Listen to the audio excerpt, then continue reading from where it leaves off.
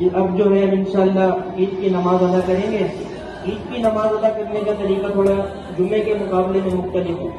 جب ہم جمعے کی نماز عید کی نماز میں پہلے نماز ادا ہوتی ہے، اس کے بعد خطبہ ہوتا ہے. تو پہلے جو ہے عید کی نماز تو اس طریقے سے مختلف ہے کہ اس میں 6 تکبیریں زیادہ ہوتی ہیں.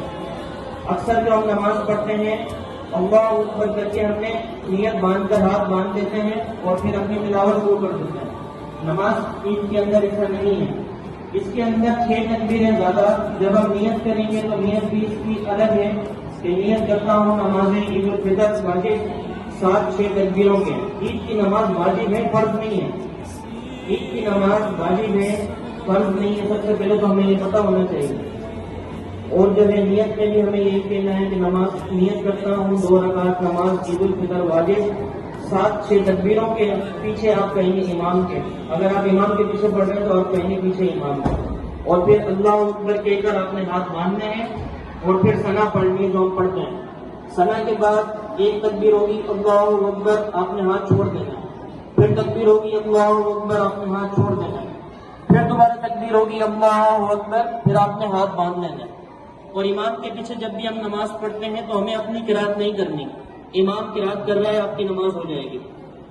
یہ تکبیروں کے بعد پھر امام جو ہے جس طریقے سے نماز ہم پڑھتے ہیں سورہ فاتحہ کے ساتھ کوئی سورت ملائی جائے گی.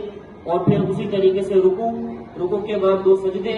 پھر دوبارہ ہم جب اٹھ جائیں گے پھر دوبارہ تلاوت میں سورہ فاتحہ ہوگی. سورہ فاتحہ کے بعد اس کے ساتھ کوئی سورت ملائی جائے گی. اب رکوع میں جانے سے پہلے دوسری رکعت میں پھر 3 تکبیریں ایکسٹرا ہوں گی. ہم نے جو نیت کی تھی 6 تکبیریں ایکسٹرا کی.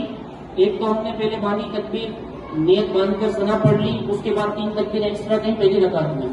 دوسری رکعت میں جب قرات ہو جائے گی مطلب سورہ فاتحہ اور اس کے ساتھ دوسری سورت ملا دی جائے گی، رکوع میں جانے سے پہلے پھر آپ نے 3 دفعہ تکبیریں کہنی ہے. اللہ اکبر، آپ نے ہاتھ چھوڑ دینا. اللہ اکبر، پھر آپ نے ہاتھ چھوڑ دینا.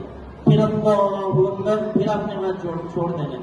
اب جب تکبیر کہی جائے گی پھر آپ کوئی رکوع کریں گے. رکوع کے بعد 2 سجدے ہوں گے اور جو ہے سجدے کے بعد اتحیات میں بیٹھ کر اپنی نماز کا اختتام کریں. اس کے بعد خطبہ ہوگا. صفحے بنا لیں، صفحے سیدھی کریں. اللہ اکبر.